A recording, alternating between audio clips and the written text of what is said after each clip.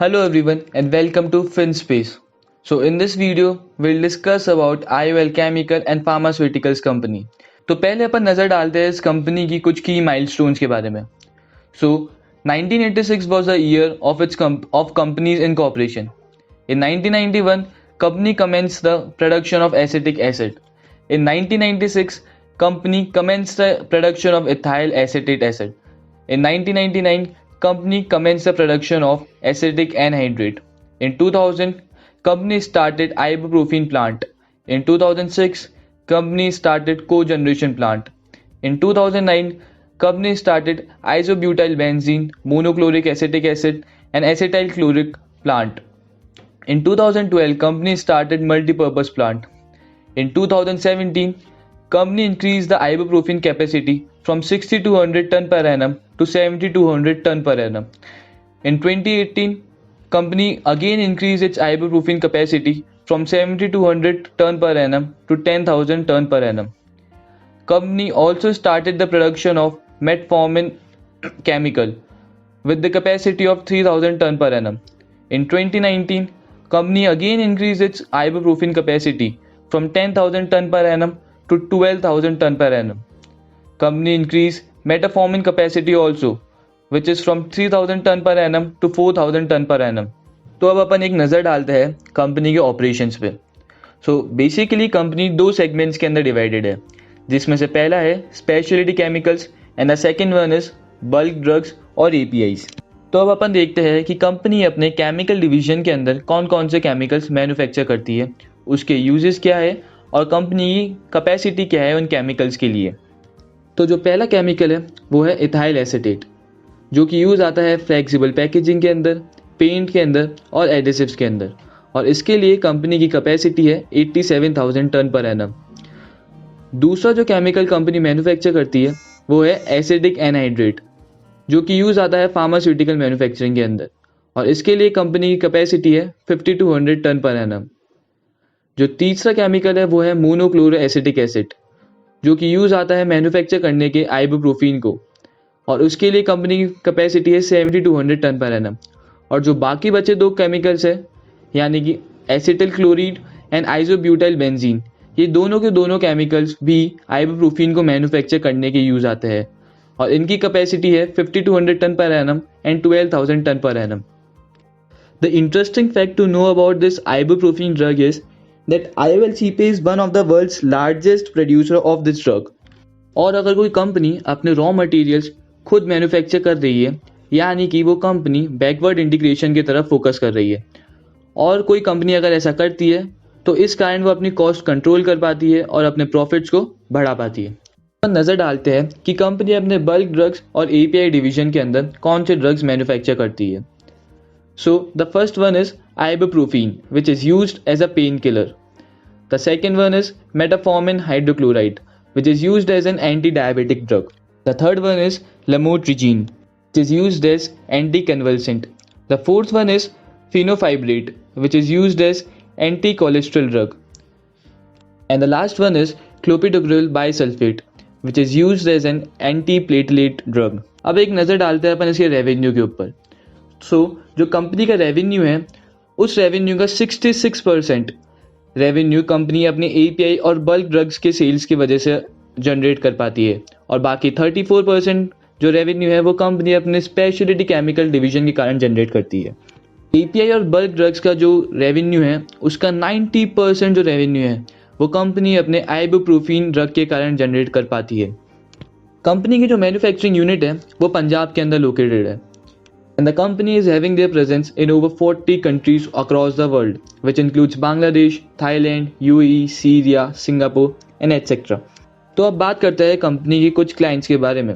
So here are some of the clients of the company, which includes Rainbexy Labs, Dr. Reddy DS Group, Cipla, Unflex Industry, IITC Limited, and many more.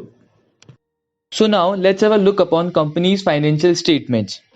और जैसे कि अपन company की income statement के अंदर देख सकते हैं कि जो कंपनी की टोटल इनकम है वो कंटिन्यूसली पिछले 5 साल में इंक्रीज हुई है with the CAGR of 26.9%. That is जो कंपनी का टोटल इनकम मार्च 2016 में थी 581.64 CR, वो बढ़कर मार्च 2020 के अंदर हो गई है 1910 CR, which is a very significant growth. और यही सेम केस है कंपनी के एबिटडा, ऑपरेटिंग प्रॉफिट और नेट प्रॉफिट के साथ, बिकॉज ये तीनों भी 62.2%, 89.1% एंड 55.3% CAGR के साथ ग्रो हुए, जो कि एक बहुत पॉजिटिव पॉइंट है कंपनी के लिए कि उनके नेट प्रॉफिट इतने तेज़ी से इंक्रीज होते जा रहे हैं। और अगर अपन यहाँ पर नोटिस करेंगे तो मार्च 2019 के अंदर नेट प्रॉफिट में 755% का जंप है, जो कि बहुत एक ह्यूज जंप है अगर देखा जाए तो, क्योंकि मार्च 2018 के अंदर जो कंपनी का नेट प्रॉफिट था वो था 27.7 CR और वो बढ़कर मार्च 2029 के अंदर हो गया 236.7 CR। ये एक बहुत बड़ा जंप है। और इसका जो मेजर रीज़न है वो ये है कि जो कंपनी ड्रग बेचती है आइबुप्रोफेन, जो कि कंपनी के फार्मास्यूटिकल डिवीजन का 90% रेवेन्यू को शो करता है, उसकी प्राइसेस में कंसिस्टेंटली पिछले कुछ सालों में जंप देखने को मिली है। यानी कि वो जो ड्रग है वो पिछले कुछ 5 सालों के अंदर उसकी जो प्राइस है वो रेगुलरली इंक्रीज होती जा रही है। और वही एक वजह है जिसके कारण कंपनी का जो नेट प्रॉफिट है वो इतना इंक्रीज हुआ है मार्च 2019 के अंदर। और आप देखेंगे कि मार्च 2019 के अंदर कंपनी के total income, EBITDA, operating profit, सब चीज़ें एक बहुत बड़ा जंप आ रहा है उन सारी चीज़ों के अंदर। और उसका एक मेजर रीज़न है आइबुप्रोफेन ड्रग की प्राइस में increase. Looking upon the balance sheet of the company, अपन ये देख सकते हैं कि कंपनी का जो टोटल नॉन करंट लाइबिलिटी है वो कंसिस्टेंटली डिक्रीज हो रहा है मार्च 2016 से मार्च 2020 तक।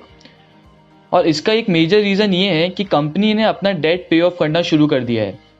कंपनी ने लगभग अपना 205 करोड़ का डेट मार्च 2020 के अंदर पे ऑफ करा है, जो कि एक बहुत पॉजिटिव पॉइंट है अगर अपन एक इन्वेस्टर के पॉइंट ऑफ व्यू से देखते हैं तो। सो now let's have a look upon cash flow, so in which we can see that cash from operating activities 273.2 CR in March 2019. Cash from investing activity is minus 63 CR and cash from financing activity is negative 197.5 CR. तो अपन इसके अंदर देख सकते हैं कि financing activity से जो cash flow है वो मार्च 2017 से ही नेगेटिव में रहा है, जो कि मार्च 2017 के अंदर माइनस 59.8 CR था, मार्च 2018 में माइनस 70.4 CR था और मार्च 2019 में माइनस 197.5 CR है। सो इसके पीछे एक रीज़न ये है कि कंपनी ने डेट पे ऑफ करना स्टार्ट कर दिया है और इस कारण से जो फिनेंसिंग एक्टिविटी से कैश जनरेट हो रहा है वो नेगेटिव के अंदर है। अपन नेट कैश फ्लो पे अगर एक नज़र डालें तो मार्च 2019 के अंदर कंपनी का जो नेट कैश फ्लो है वो पॉजिटिव के अंदर कन्वर्ट हो गया है, जो कि नेगेटिव में था मार्च 2018 के अंदर। So this is it from the cash flow of the company. So now let's have a look upon companies financial ratios. इसके अंदर अपन देख सकते हैं कि जो कंपनी का ऑपरेटिंग प्रॉफिट मार्जिन है और नेट प्रॉफिट मार्जिन है वो कंसिस्टेंटली पिछले 5 साल से इंक्रीज होता जा रहा है, जो कि एक बहुत पॉजिटिव साइन है। और इन रेशियोज में भी अपन देख सकते हैं कि मार्च 2019 में एक काफ़ी अच्छा जंप देखने को मिला है इन रेशियोज़ के अंदर। और उसके पीछे भी मेजर रीज़न यही है कि जो कंपनी ड्रग बेचती है आइबुप्रोफेन ड्रग, उसके प्राइस के अंदर एक सिग्निफिकेंट जंप आया था मार्च 2019 के अंदर। और अगर अपन रिटर्न ऑन इक्विटी और return on capital employed ratio देखें तो उसमें भी अपन ये ट्रेंड नोटिस कर सकते हैं कि जो कंपनी के पिछले 5 साल के रेशियोज़ है ये कंसिस्टेंटली इंक्रीज होते जा रहे हैं।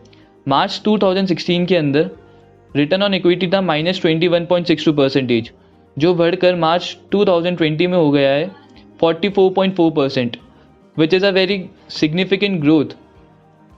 और अगर अपन total debt upon equity ratio देखें कंपनी का तो अपन देखेंगे कि पिछले 5 साल के अंदर ये डिक्रीज होता जा रहा है। एंड एज डिस्कस्ड अर्लियर, इस डिक्रीज का मेजर रीज़न ये है कि कंपनी ने अपना डेट पे ऑफ करना स्टार्ट कर दिया है। So now let's have a look upon the shareholding pattern of the company, in which we can see that the promoter holds 43.69% of shares of the company. Institutional holding constitutes for 6.72% of the share for the company. Public holds about almost 50% of the shares of the company, and the mutual fund holding is near about zero, which is a matter of concern for the company.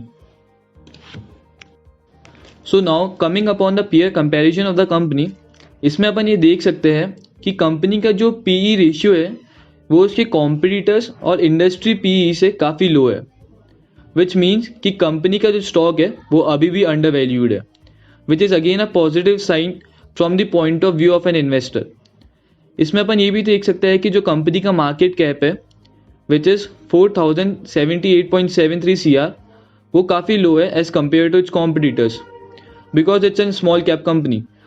और इसके जो net profit annual growth है IOLCP की वो है 52.64, जो कि बाकी उसके कॉम्पिटिटर से काफ़ी अच्छी है। So this is again a good symbol for an investor. और इसमें अपन ये भी देख सकते हैं कि IOLCP का जो price to book value ratio है वो अपने कॉम्पिटिटर से काफ़ी ज़्यादा है, विच इज़ 8.6